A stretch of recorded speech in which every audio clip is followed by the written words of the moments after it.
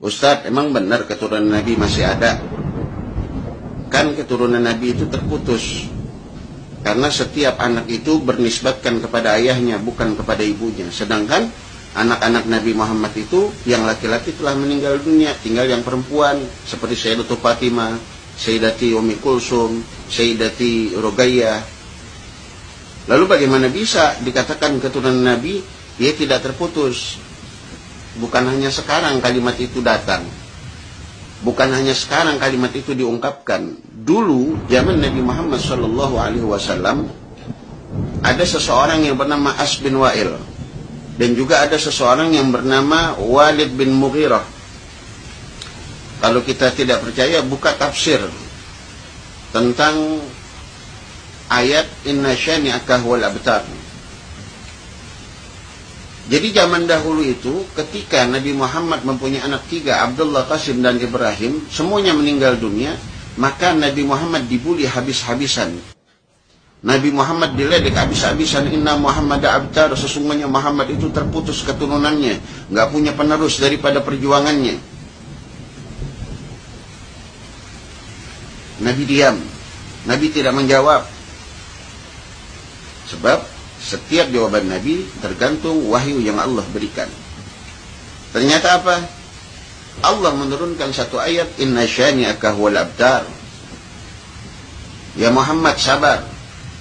Sesungguhnya orang-orang yang membenci engkau, merekalah orang-orang yang terputus. Jadi di dalam ayat tersebut ada kalimat syani'aka. Kalimat syani'aka ini dari kata syana'an. Makna syana'an ini kebencian. Kebencian yang ditaruh bukan pada tempatnya, yang berasal dari iri, dengki. Di zaman dahulu itu sudah ada. Makanya abtar ini kebencian yang tidak mendasar, kebencian yang tidak ditempatkan pada tempatnya, kebencian yang lahir dari sifat iri dan dengki terhadap seseorang. Nah, mereka iri kepada Nabi, mereka dengki kepada Nabi, sehingga mengatakan keturunan Nabi terputus. Barulah Nabi Muhammad SAW mengatakan di dalam satu hadisnya yang diriwayatkan oleh Sayyidina Umar bin Al-Khattab. Hadis ini diriwayatkan oleh Imam Tabrani. An Umar bin Al-Khattab radhiyallahu ta'ala anhu, sami'tu Rasulullah sallallahu alaihi wasallam yaqul, kullu bani unsa fa inna asabatahum li abihim ma khala walada Fatimah fa inna ana asabatahum wa ana abuhum.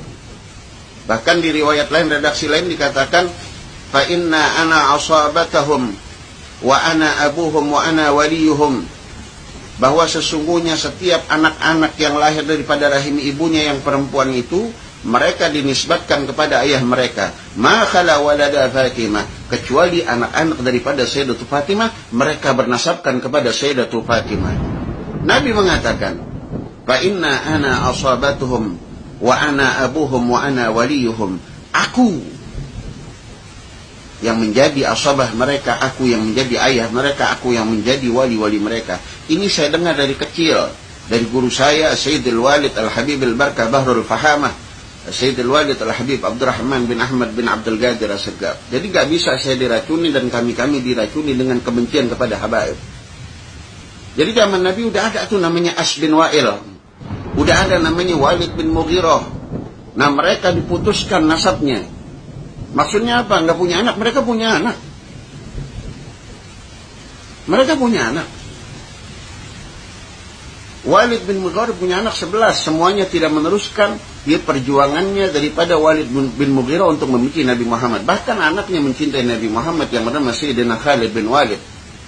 As bin Wa'il bencinya kepada Nabi Muhammad, namun kebencian itu tidak diteruskan kepada anaknya, sehingga anaknya menjadi orang yang mencintai Nabi yang bernama Sayyidina Amr bin As.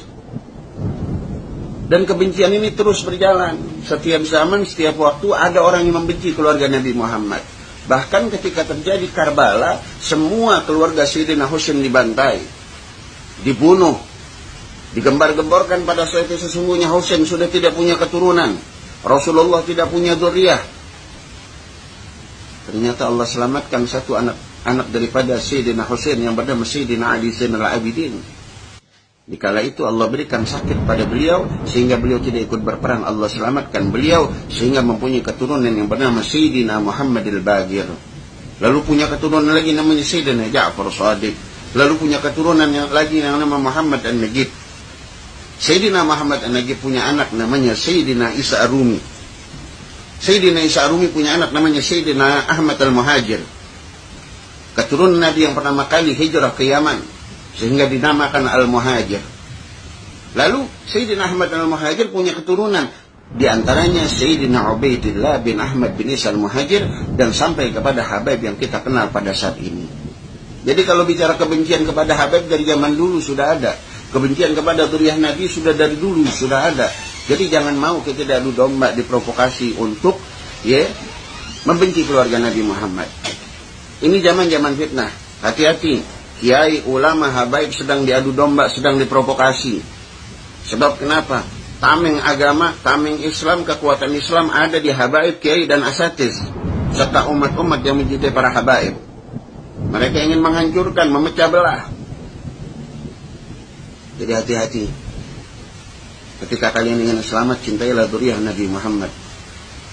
Sebab saya pernah mendengar perkataan guru saya daripada hadis Nabi Muhammad sallallahu alaihi wasallam, "Man mata ala bughdi ali Muhammadin, mata Yahudiyan aw Nasraniyan." Siapa orang yang ketika mati masih menyimpan kebencian kepada dzurriyyahnya Nabi Muhammad, keluarganya Nabi Muhammad, maka ingat dia akan mati dalam keadaan Yahudi dan Nasrani. Naudzubillah min dzalik.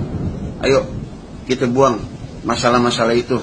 Dan antum yang menggembar-gemborkan putusnya nasab Nabi Muhammad, tanggung jawab dunia akhirat. Kalian akan diminta pertanggungjawabannya oleh Nabi Muhammad sallallahu alaihi wasallam.